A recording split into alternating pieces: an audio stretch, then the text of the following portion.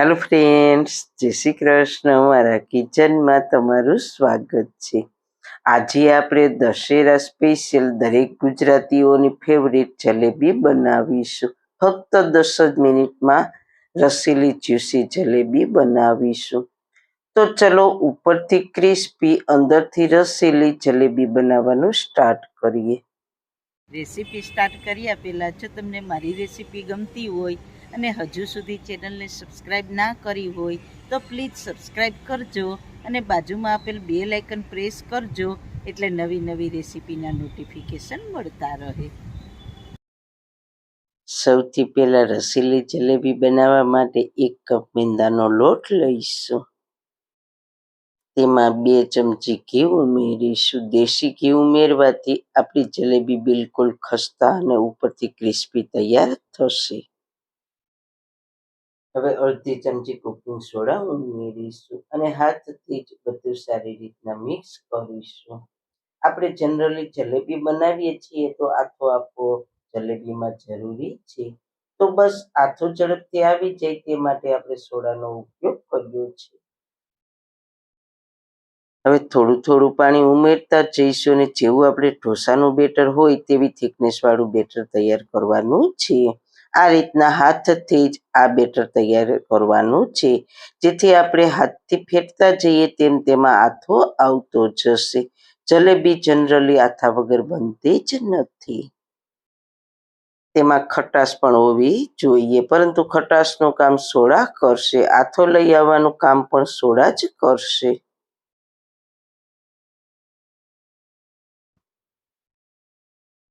તો 5 મિનિટ મેં બેટરને આ રીતના હાથથી ફેટેલું છે. તો બરાબર આ બેટરમાં આથો આવી ગયો છે. તમે જોઈ શકો છો બેટર કેટલું પરફેક્ટ બન્યું છે. તેમ છતાં આપણે બેટરને લગભગ 15 થી 20 મિનિટ ઢાંકીને રેસ્ટ આપીશું, એટલે તે સરસ સેટ થઈ જશે. આટલું બેટર બનાવવા માટે મારે અડધા કપ પાણીની જરૂર પડી છે, પણ જો લોટની ક્વોલિટી અલગ અલગ હોય એટલે થોડા પાણી વધારે ઓછું જોઈએ છીએ. હવે 15 થી 20 મિનિટ રેસ્ટ આપીશું. બેટર રેસ્ટ કરે છે ત્યાં ફટાફટ ચાસણી તૈયાર કરી લઈએ. ચાસણી હંમેશા ઊંડી કઢાઈ કે ઊંડી તપેલીમાં જ બનાવવી, જેથી કરીને જલેબીને ડૂબાડી શકીએ. તો આપણે જે કપથી મેંદો લીધો છે તે જ કપથી આપણે 2 કપ ખાંડ લેવાની છે. એટલે કે 1 કપ મેંદાની સામે 2 કપ ખાંડ લેવાની અને 1 કપ પાણી લેવાનું. તો આ રીતે આપણે ચાસણી બનાવીશું. 2 થી 3 ચપટી જેટલો કેસરી કલર ઉમેરીશું. આપણે અહીંયા ચાસણીમાં કલર શા માટે ઉમેર્યો છે તેનું કારણ હું તમને આગળ જણાવીશ. આપણે કોઈ તારવાળી ચાસણી નથી બનાવવાની, ફક્ત તેલ જેવી આપણા હાથમાં ચીપકે તેવી બનાવવાની છે. ખાંડને પાણીમાં મિક્સ કરીને ઓગાળી લઈએ. હવે જલેબીને ફ્લેવરફુલ બનાવવા માટે અડધી ચમચી ઇલાયચી પાવડર ઉમેરીશું. તમારે કેસર ઉમેરવું હોય તો કેસર પણ ઉમેરી શકો છો. આ રીતે આપણે ચેક કરીશું. આંગળી અને અંગૂઠાથી જોઈએ તો તેલ જેવી આપણી ચાસણી ચીકણી થઈ ગઈ છે. તો ચાસણી જલેબી માટે પરફેક્ટ છે. જો આપણે તારવાળી ચાસણી બનાવીએ તો જલેબીમાં જ્યુસ ના ભરાય. 3-4 ટીપા લીંબુના રસના નાખીશું, કારણ કે ચાસણી ઠંડી થાય તો તે જામતી ના જાય. તો ખાસ 3-4 ટીપા લીંબુના રસના તો નાખવા જ. 20 મિનિટ થઈ ગઈ છે તો બેટરમાં પણ સરસ આથો આવી ગયો છે, કારણ કે આપણે તેને સારી રીતના ફેટેલું છે અને આપણે તેમાં સોડાનો પણ ઉપયોગ કર્યો છે. જે રીતે ટ્રેડિશનલ જલેબીમાં આથો લઈ આવીને પછી જ જલેબી બને છે તેવો ટેસ્ટ આપણી ઇન્સ્ટન્ટ જલેબીમાં આવશે.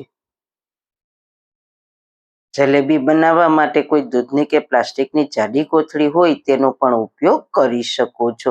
હું અહીંયા સોસની બોટલનો ઉપયોગ કરું છું, અથવા કોઈ કાણાવાળી બોટલ હોય તો તેનો પણ ઉપયોગ કરી શકો છો.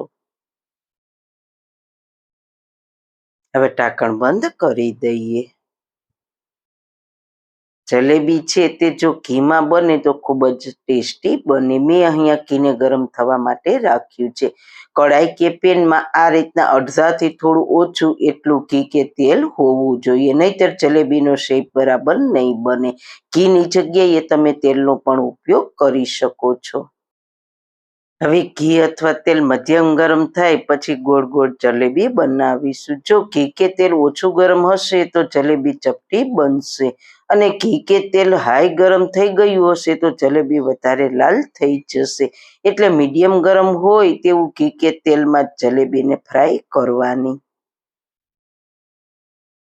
જલેબી તળાઈને ઉપર આવે એટલે તેની સાઈડ ચેન્જ કરીશું. 30 થી 40 સેકન્ડમાં જ જલેબી ક્રિસ્પી થઈ જશે. જેવી ક્રિસ્પી થાય કે તરત જ તેને ઘી કે તેલમાંથી નિતારીને હુંફાળી ગરમ ચાસણીમાં ડુબાડી દેવાની. આ રીતે હુંફાળી ગરમ ચાસણીમાં જલેબી ઉમેરશો એટલે ફટાફટ જલેબીમાં રસ ભરાઈ જશે. બસ મેં એટલા જ માટે ચાસણીમાં કલર નાખ્યો હતો કે તમને ખ્યાલ આવે કે વ્હાઈટ કલરની જલેબીમાં જ્યુસ કેટલું ભરાણું. આ જે તમને કેસરી કલર દેખાય છે ને તે બધો ચાસણીનો રસ ભરાઈ ગયો છે જલેબીમાં. આ ઉપરથી તમને ખ્યાલ આવશે કે જલેબીની અંદર બરાબર જ્યુસ ભરાઈ ગયું છે. તો આપણી જલેબી કેટલી જ્યુસી બનેલી હશે. બસ આ તમને બતાવવા માટે જ મેં લોટમાં કલર નથી નાખ્યો અને ચાસણીમાં કલર નાખ્યો છે, જેથી હું તમને બંને વચ્ચેનો તફાવત બતાવી શકું. જલેબીને ફક્ત 10 જ સેકન્ડ ચાસણીમાં રાખવાની, પછી તેને કોઈ ચારણીમાં નિતારવા રાખી દઈશું, જેથી કરીને એક્સ્ટ્રા ચાસણી હશે તો તે નીચેના વાસણમાં જતી રહેશે. એટલે આપણી જલેબી લાંબા સમય સુધી ક્રિસ્પી રહે છે. તો આપણી અંદરથી જ્યુસી અને ઉપરથી ક્રિસ્પી જલેબી તૈયાર થઈ ગઈ છે. તો તમને બતાવું કેટલી ક્રિસ્પી છે. એકદમ આસાનીથી ટુકડા થઈ જાય છે અને અંદરથી પણ એકદમ સરસ રસ ભરેલી છે. જુઓ આપણી વ્હાઈટ કલરની જલેબી એકદમ સરસ કેસરી થઈ ગઈ છે.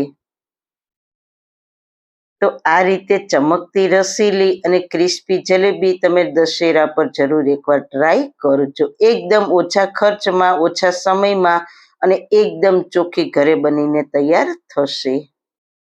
તો સારું ખાઓ, ખુશ રહો. આવી સરસ રેસીપી જોવા માટે તમારો ખૂબ ખૂબ આભાર.